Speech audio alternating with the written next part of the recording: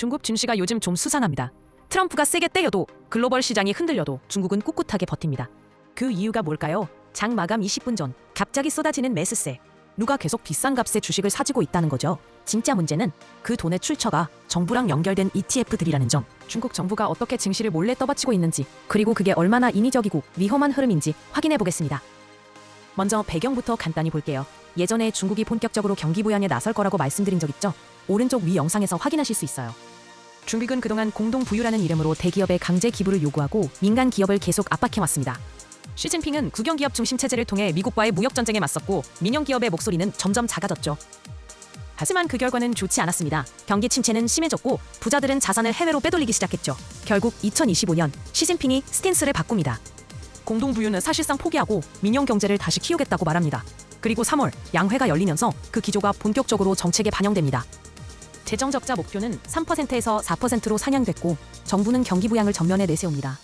신국 구조라는 증시 부양책도 나옵니다. 배당을 제대로 안 하면 대주주 매도 제한, 시총이 낮으면 국유기업 감점, 이런 식으로 기업들에게 주가 관리 의무를 부여한 거죠. 초장기 특별 국채를 발행하고 부동산 거래세도 낮추며 유동성도 적극 공급합니다.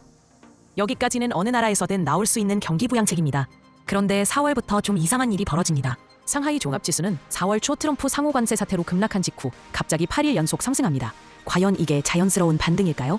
흥미로운 건 장중엔 계속 하락하다가도 마감 20분 전에 갑자기 매수세가 몰린다는 점입니다.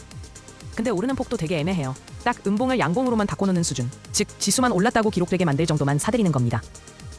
그리고 자금 출처를 보니까 더 놀랍습니다.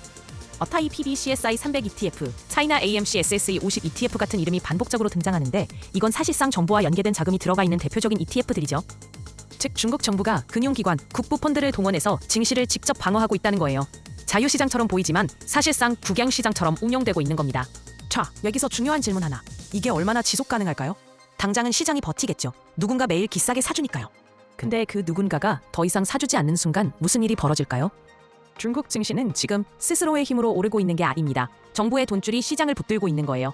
그게 풀리는 순간 지금의 안정은 금세 흔들릴 수 있습니다. 결국 트럼프가 때려도 중국 증시가 버티는 이유, 그건 강해서가 아니라 그냥 붙잡고 있어서입니다. 이게 바로 지금 중국 증시에서 벌어지고 있는 일입니다. 더 흥미로운 내용은 댓글에서 같이 얘기해보죠. 구독과 좋아요 잊지 마시고요.